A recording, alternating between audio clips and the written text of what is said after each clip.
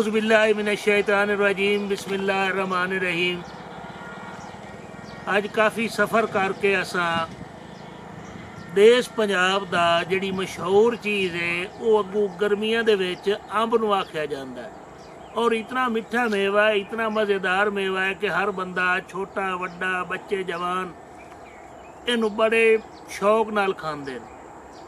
और तुसा वेखदे पे हो कि अंब जिहड़ा है ना हुण बूर लैके अलहमदुलिल्लाह अपनी तैयारी की तरफ जा रहा है। कुदरत का एक करिश्मा है। मालिक अपनी रहमतां भी कहंदा है कि मैं करीम हाँ, रहीम हाँ, शफीक हाँ, अजीम हाँ, बड़ा बादशाह।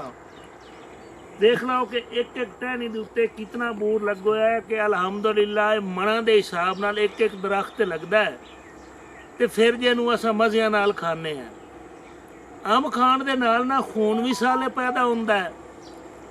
अंब खावन दे नाल गर्मी जिहड़ी है इहदे नाल उत्तों अगर लस्सी का इस्तेमाल किया जाए तो उहदा बड़ा फायदा मिलता है। तो मालिक ने वेखो कि बागात दे विच कितना बूर खिलार दिता है। मालिक ने मुख्तलिफ किस्मां दे अंबां दे बूटे पैदा किए हुए ने। उस करीम बादशाह दा फजल है। जिंदगी रही इंशाअल्लाह तो ये उत्ते इंशाअल्लाह यूट्यूब ते अपने ते तफसीली बात उसी जिहड़ी असां बिल्कुल अंब दे मुतलका करसा चुके। अज असां गुजर रहे से तो सोचा कि यार असां देश पंजाब की जिहड़ी आइटम है ना ये पौधा ये सारे भाइयों ने भी खा दे।